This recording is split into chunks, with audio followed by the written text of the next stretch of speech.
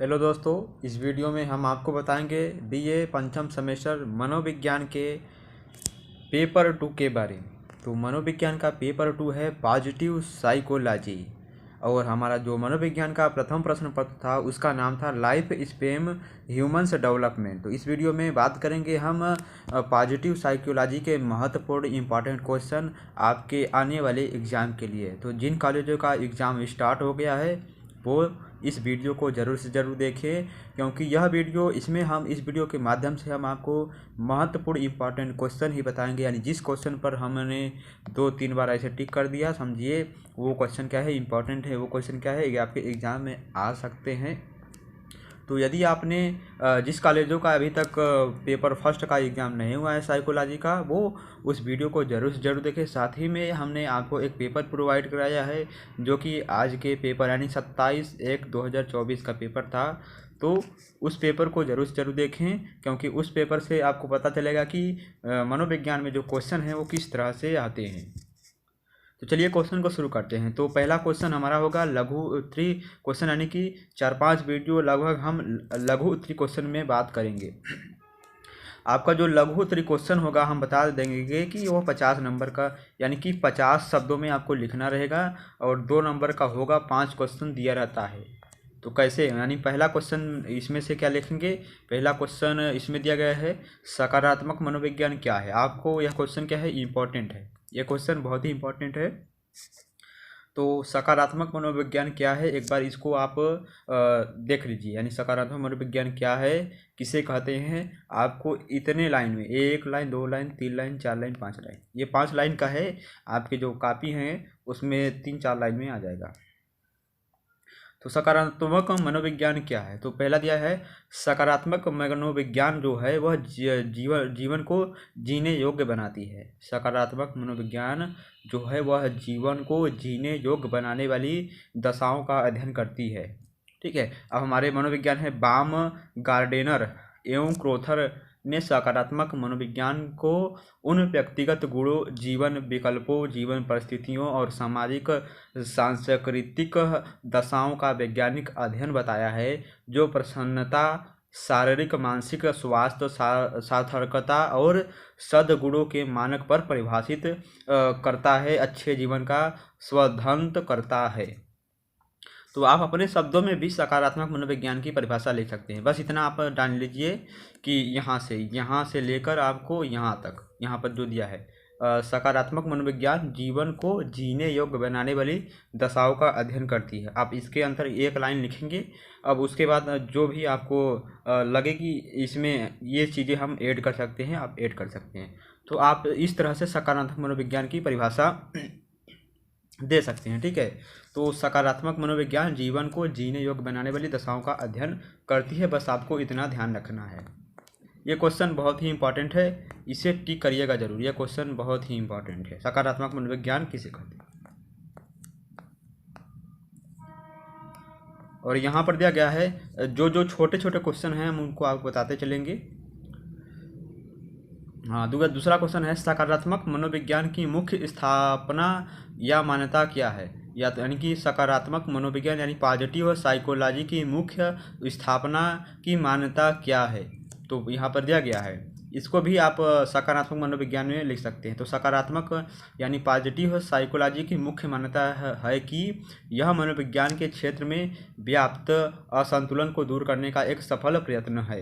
यानी कि इसके माध्यम से हम जो मनोविज्ञान का क्षेत्र है उसमें जो व्याप्त असंतुलन है उसको हम दूर करने का एक सफल प्रयास कर सकते हैं, प्रयत्न कर सकते हैं। सकारात्मक मनोविज्ञान की मुख्य मान्यता है कि यह मनोविज्ञान के क्षेत्र में व्याप्त असंतुलन, यानी कि जिनका बैलेंस बिगड़ा हो तो उसे हम यानी कि असंतुलन का मतलब कहता है बैलेंस यदि बिगड़ना, तो यानी जो बैलेंस बिगड़ा हुआ है उसको हम एक प्रयत्न यानी प्रयास करके हम उसे दूर कर सकते हैं।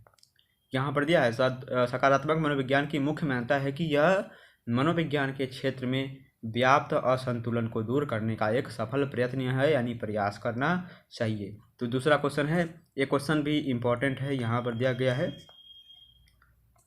आपसे पूछ सकता है। दूसरा क्वेश्चन या तीसरा क्वेश्चन देखिए, सकारात्मक मनोविज्ञान के 3 मुख्य लक्ष्य क्या हैं।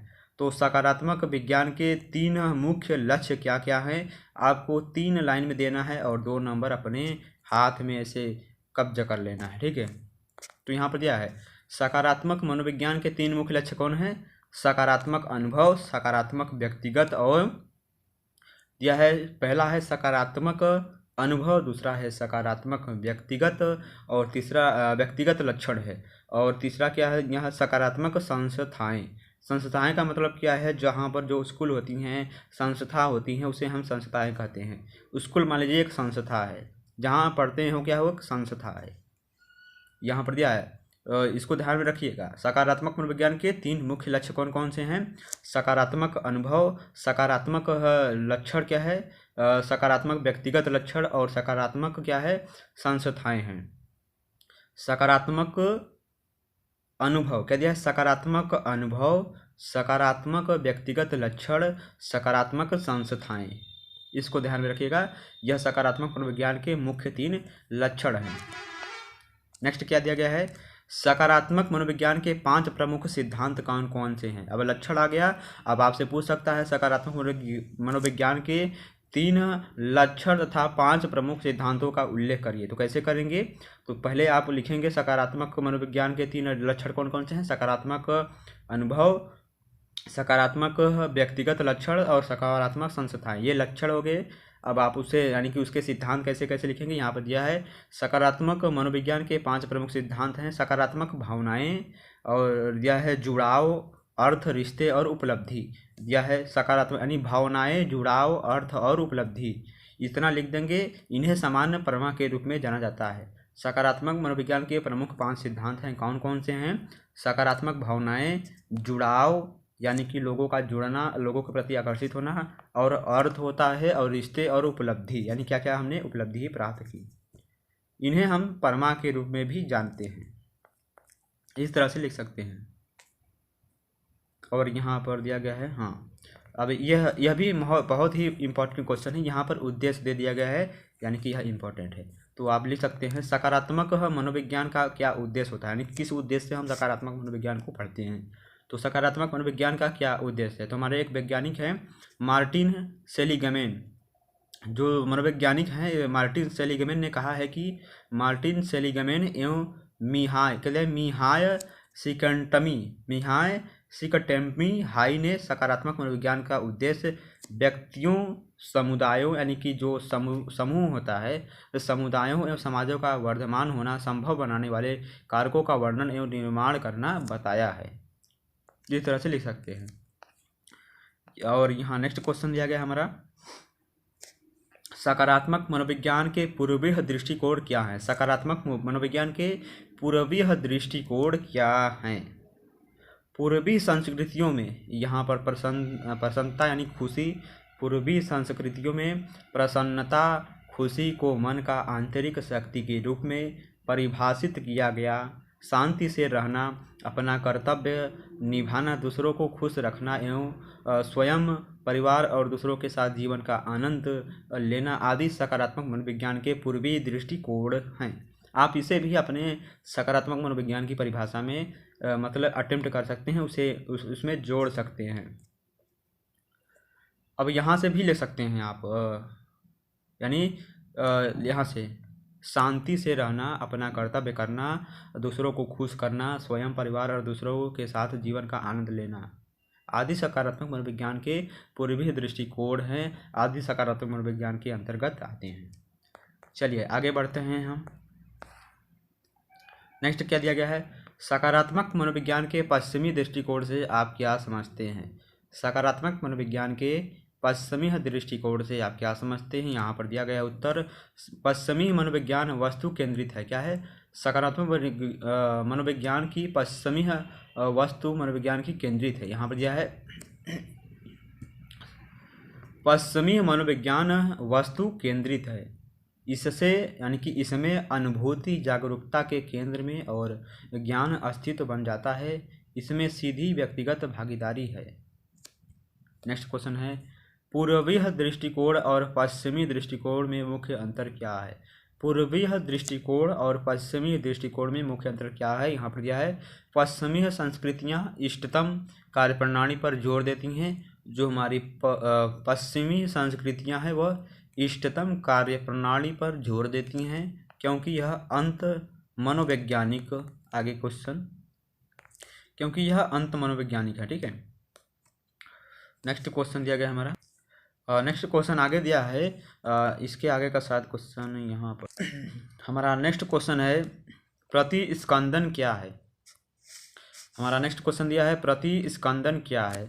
तो यहाँ पर दिया गया है प्रतिस्कंदन क्या है। लंग के अनुसार, लंग वैज्ञानिक है, मनोवैज्ञानिक है, एक लंग उनका नाम है। तो प्रतिस्कंदन क्या है, तो आप इसकी परिभाषा लिखेंगे। तो लंग के अनुसार प्रतिस्कंदन एक ऐसी योग्यता है जो संकट की स्थितियों को नियंत्रित कर लेती है। बस इतना लिखेंगे, आपको अति लघु उत्तरीय क्वेश्चन में इसका जवाब देना है। यदि पूछता है कि प्रतिस्कंदन क्या है, तो प्रतिस्कंदन एक ऐसी योग्यता है जो हमें अन्य कठिनाइयों को नियंत्रित, यानी कठिन परिस्थितियों में, यानी कठिन परिस्थितियों को नियंत्रित कर लेने की अनुमति देती है। फिर से एक बार दोहराते हैं हम, प्रतिस्कंदन क्या है। तो आप लिखेंगे लंग के अनुसार प्रतिस्कंदन एक ऐसी योग्यता है जो संकट की स्थितियों को नियंत्रित कर लेती है। यानी कि जो स्कंदन है वह प्रतिस्कंदन एक ऐसी योग्यता है, एक ऐसी क्षमता है जो हमारी कठिन परिस्थितियों को नियंत्रित कर लेती है, अवशोषित कर लेती है, बिल्कुल फोम की तरह। नेक्स्ट क्या है, प्रतिस्कंदन की प्रमुख विशेषताएं का उल्लेख करना है। तो प्रतिस्कंदन की प्रमुख विशेषताएं क्या हैं, यहाँ पर दिया गया है। प्रतिस्कंदन की प्रमुख विशेषताएं हैं, तो प्रतिस्कंदन की प्रमुख विशेषताएं हैं, पहला है संकट को नियंत्रित करती है। सबसे पहले हमने आपको बताया है प्रतिस्कंदन एक ऐसी योग्यता है जो हमारे संकट को नियंत्रित करती है। तो प्रतिस्कंदन संकट को, यानी संकट नियंत्रण की योग्यता है। दूसरा, प्रतिस्कंदन जो है वह निर्माण की एक प्रक्रिया है। प्रतिस्कंदन जो है वो निर्माण की प्रक्रिया, यानी पिलर के निर्माण की एक प्रक्रिया है। तीसरा है परिवर्तनीयता है, यानी प्रतिस्कंदन क्या है, एक प्रकार की परिवर्तनीयता है। और दूसरा क्या है, प्रतिस्कंदन एक प्रकार की प्रतिरोधात्मकता है। और तीसरा, पांचवा क्या दिया है, प्रतिस्कंदन एक प्रकार की सीखी हुई योग्यता है। पहला है, यानी कि उनकी विशेषता क्या है, पहली विशेषता है कि यह संकट नियंत्रण की योग्यता है। दूसरी है प्रतिस्कंदन निर्माण की एक प्रक्रिया है। तीसरा है परिवर्तनीयता है। चौथा है प्रतिरोधात्मकता है। और सीखी हुई योग्यता है। नेक्स्ट क्वेश्चन दिया गया हमारा, प्रतिस्कंदन के कितने प्रकार होते हैं। तो प्रतिस्कंदन के 4 प्रकार होते हैं। वैज्ञानिक चेरी के अनुसार प्रतिस्कंदन 4 प्रकार के होते हैं। वैज्ञानिक चेरी के अनुसार प्रतिस्कंदन 4 प्रकार के होते हैं। कौन कौन से, शारीरिक प्रतिस्कंदन, दूसरा मानसिक प्रतिस्कंदन, तीसरा संवेगात्मक प्रतिस्कंदन, चौथा सामाजिक प्रतिस्कंदन। आप इसको आसानी से याद कर सकते हैं। वैज्ञानिक चेरी के अनुसार प्रतिस्कंदन कितने प्रकार के होते हैं, 4 प्रकार के कौन होते हैं, कौन कौन से, पहला शारीरिक प्रतिस्कंदन, दूसरा सामाजिक प्रतिस्कंदन, तीसरा संवेगात्मक प्रतिस्कंदन, तीसरा है मानसिक प्रतिस्कंदन। इस तरह से आप लिख सकते हैं। और नेक्स्ट क्या है, चलिए इसको हम बता देते हैं। यहाँ पर यह है, प्रतिस्कंदन कौशल के संवर्धन के कौन कौन से कारक अथवा क्षमताएं हैं। रिवर्ट एवं सेट ने प्रतिस्कंदन के कारकों क्षमताओं के रूप में निम्नलिखित 7 निपुणताओं का उल्लेख किया है। पहला निपुणता कौन कौन सा है, संवेग का नियम। दूसरा है आवेग नियंत्रण। तीसरा है समानुभूति। चौथा है आशावादिता। पांचवा है कारणात्मक व्याख्या। छठवां दिया गया है हमारा स्व आत्म प्रभावशीलता। और 7वां दिया है जीवन वृत्त का विस्तार। यह क्या है, प्रतिस्कंदन कौशल के संवर्धन के कारक हैं।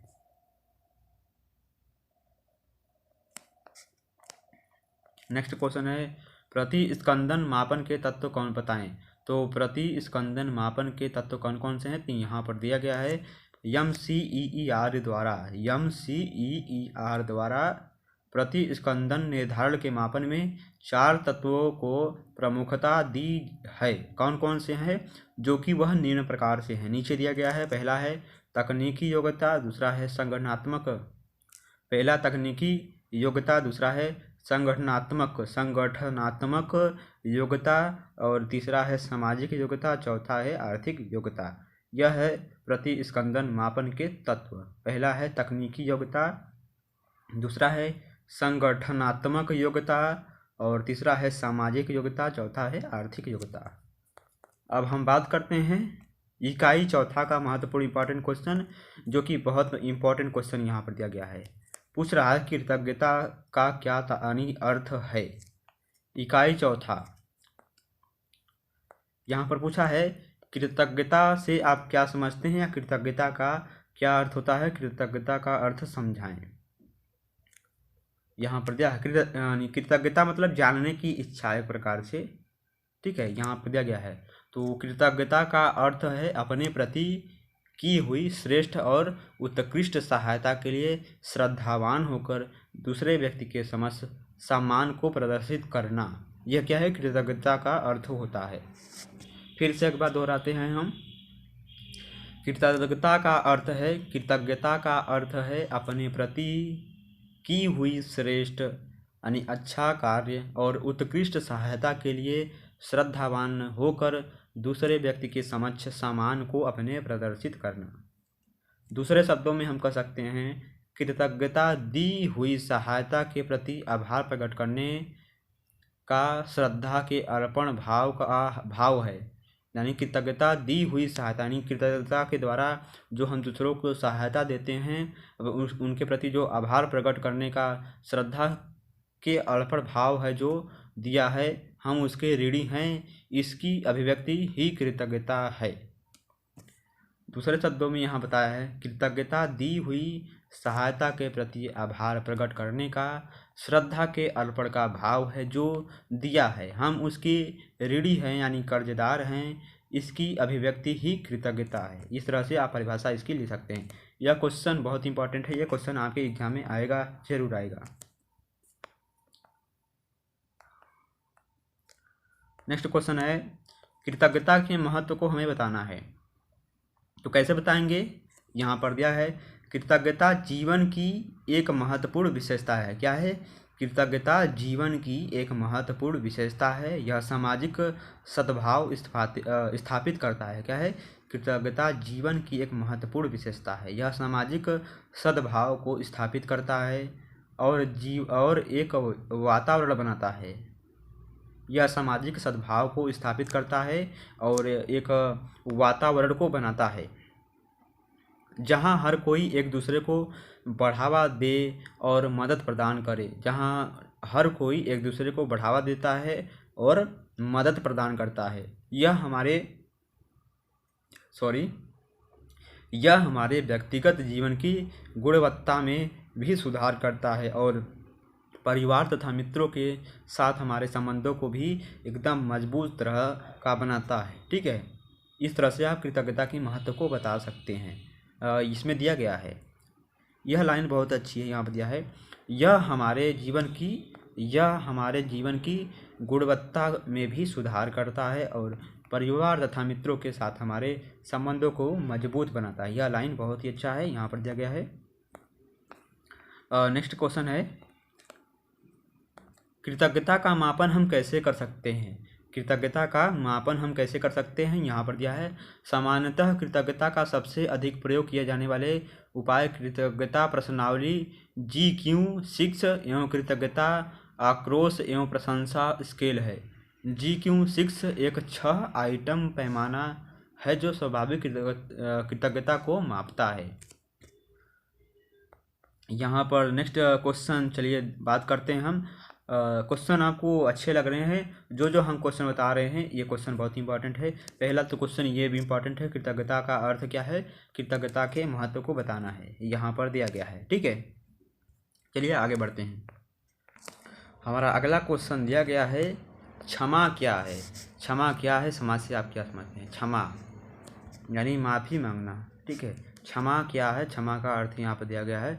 तो क्षमा क्या है, तो उत्तर क्या हमारा दिया है, क्षमा का अर्थ है अलग अलग लोगों के लिए अलग अलग होता है। क्षमा का अर्थ अलग अलग लोगों के लिए अलग अलग होता है। ठीक है, क्षमा का अर्थ अलग अलग लोगों के लिए अलग अलग होता है। लेकिन सामान्य तौर पर इसमें आक्रोश और क्रोध को दूर करने का एक जानबूझकर किया गया निर्णय शामिल होता है। अतः क्षमा का अर्थ है किसी के द्वारा किए गए अपराध या गलती पर स्वेच्छा से उसके प्रति भेदभाव और क्रोध को समाप्त कर देना। यहाँ पर दिया गया है अतः क्षमा का अर्थ है किसी के द्वारा किए गए अपराध या गलती पर स्वेच्छा यानी अपनी इच्छा अनुसार, स्वेच्छा का मतलब अपनी इच्छा अनुसार उसके प्रति भेदभाव और क्रोध को समाप्त कर देना ही क्षमा कहलाता है। इम्पॉर्टेंट क्वेश्चन लग रहा है, क्वेश्चन आपके एग्जाम में आ सकते हैं। नेक्स्ट क्वेश्चन यह है क्षमा का महत्व बताएं। तो क्षमा का महत्व क्या है? तो मनुष्य के जीवन में क्षमा का बहुत बड़ा महत्व होता है। क्षमा यानी सॉरी, ठीक है। मनुष्य के जीवन में यहाँ क्षमा का बहुत बड़ा महत्व होता है। यदि कोई मनुष्य गलती कर दे और उसके लिए तुरंत माफ़ी मांग ले तो सामने वाले का क्रोध या गुस्सा काफ़ी हद तक क्या होता है, दूर हो जाता है। क्षमा मांगना व्यक्ति का अच्छा गुण है। इसी तरह किसी को क्षमा कर देना भी अच्छे व्यक्तित्व की पहचान होती है। नेक्स्ट क्वेश्चन दिया है, यह भी क्वेश्चन बहुत इंपॉर्टेंट है, ठीक है। क्षमा का अर्थ क्या होता है, क्षमा का महत्व बताएं। इस तरह से आपके एग्जाम में क्वेश्चन बन सकते हैं। अब दिया है समानुभूति किसे कहते हैं। वही क्षमा का दूसरा रूप है समानुभूति, यानी अंदर के भाव द्वारा लिया गया क्षमा, ठीक है। समानुभूति किसे कहते हैं? तो यह है समानुभूति का शाब्दिक अर्थ है समान अनुभूति। दूसरे शब्दों में समानुभूति व्यक्ति की वह गहरी भावात्मक समझ है जिसमें वह स्वयं को दूसरों की स्थिति से जोड़कर उनकी मन स्थिति को समझते हुए समस्या के रूप में उनको गहन को समझता है या महसूस करता है, ठीक है।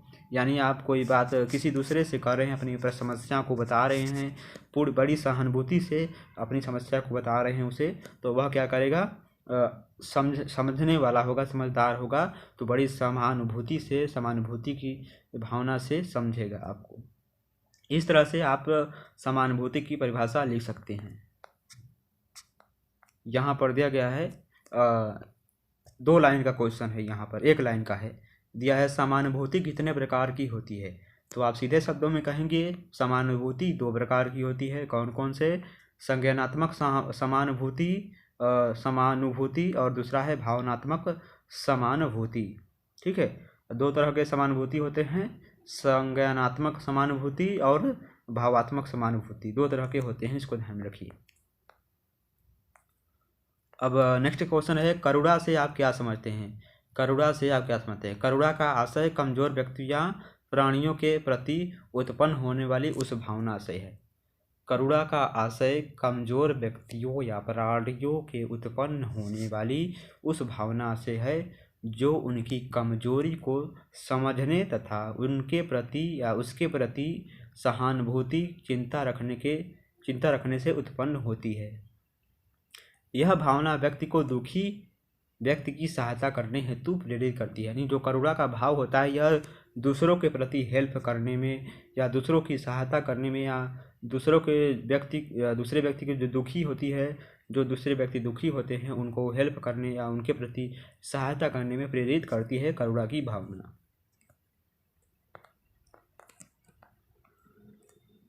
अब आपको बताना है, यदि आपसे पूछ लिया सहानुभूति और करुणा में क्या अंतर है तो आप कैसे बताएंगे। तो यहाँ पर दिया गया है सहानुभूति का तात्पर्य स्वयं को दूसरों के स्थान पर कल्पना करना, ठीक है। सहानुभूति का अर्थ है स्वयं, यानी अपने आप को दूसरों के प्रति अपने आप को हम दूसरे के स्थान पर कल्पना करने और दूसरों की भावनाओं को और इच्छाओं, विचारों और कार्यों को समझने की भावना, ठीक है। सहानुभूति का तात्पर्य है दूसरे के स्थान पर कल्पना करने और दूसरे के भावनाओं, इच्छाओं, विचारों और कार्यों को समझने की क्षमता है। जबकि करुणा का अर्थ क्या होता है? जबकि करुणा दूसरे की पीड़ा को कम करने की सक्रियता, करुणा का मतलब होता है दूसरों की पीड़ा, दुख कम करने की सक्रिय इच्छा को जन्म देती है। इसमें सहानुभूति की भावना भी शामिल होती है।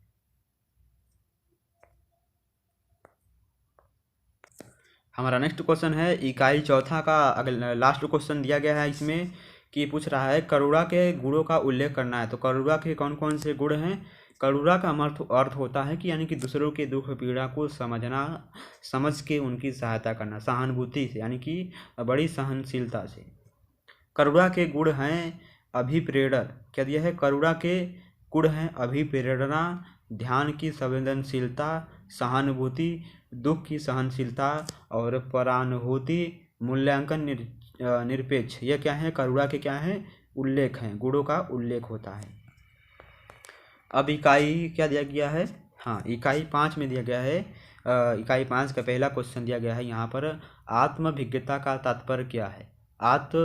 आत्मभिज्ञता का तात्पर्य, तो यहाँ पर दिया गया है, आप ऐसे लिखेंगे, आत्मभिज्ञता का तात्पर्य अपनी क्षमताओं, कमियों, उत्प्रेरणा। आत्मभिज्ञता का तात्पर्य है अपनी क्षमताओं, कमियों, उत्प्रेरणा, मूल्यों और अन्यों पर उनके प्रभाव को जानना होता है। गोलमैन के शब्दों में आत्मभिज्ञता का अर्थ स्वयं के संवेगों, क्षमताओं, कमियों, आवश्यकताओं एवं उत्प्रेरणाओं को गहराई के साथ समझना होता है।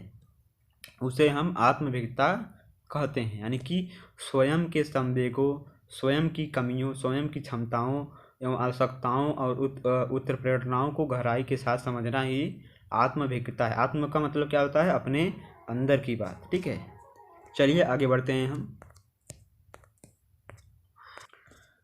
नेक्स्ट क्वेश्चन है, आंतरिक आत्मभिज्ञता क्या है। आंतरिक आत्मभिज्ञता क्या है, यहाँ पर क्या है, आंतरिक आत्मभिज्ञता के अंतर्गत मूल्यों, पैशन, आकांक्षाओं, अभिलाषाओं, परिवेश के साथ साथ तालमेल, प्रतिक्रियाओं और उनका अन्यों पर प्रभाव के बारे में प्रत्यक्ष सम्मिलित होता है। आंतरिक आत्मभिज्ञता के अंतर्गत मूल्यों, पैशन, आकांक्षाओं, अभिलाषाओं के परिवेश के साथ तालमेल, प्रतिक्रियाओं और उनका अन्यों दूसरों पर प्रभाव के बारे में प्रत्यक्ष सम्मिलित होता है। यह क्या है, आंतरिक आत्मभिज्ञता का क्या है, हाँ भिज्ञता का अंतर है।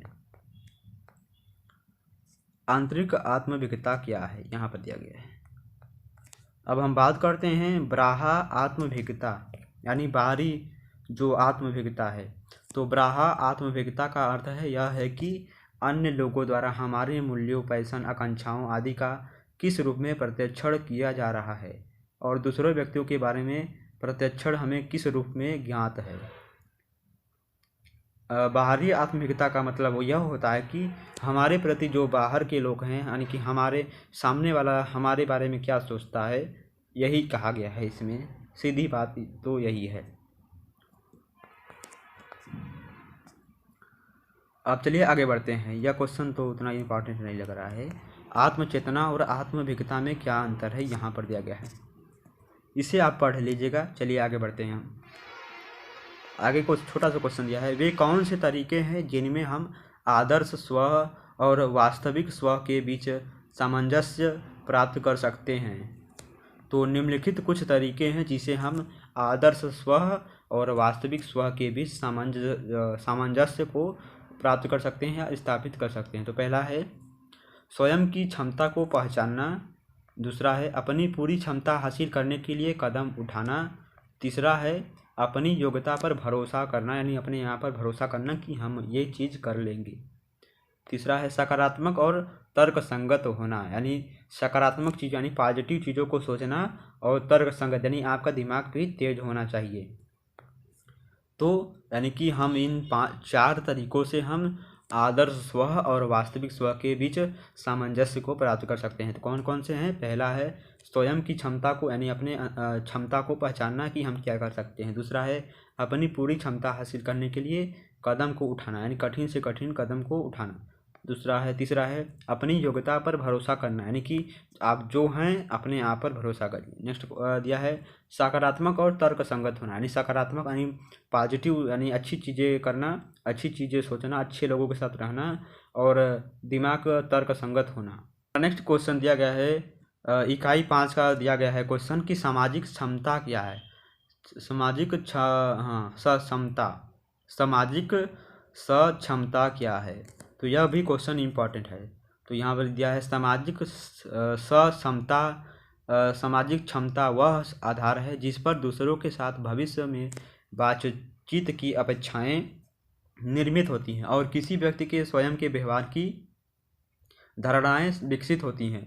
सामाजिक क्षमता के अक्सर सामाजिक कौशल, सामाजिक संचार और पारस्परिक संचार शामिल होते हैं। ठीक है, यहाँ पर सामाजिक क्षमता का क्या यानी क्या है वहाँ पर दिया गया है।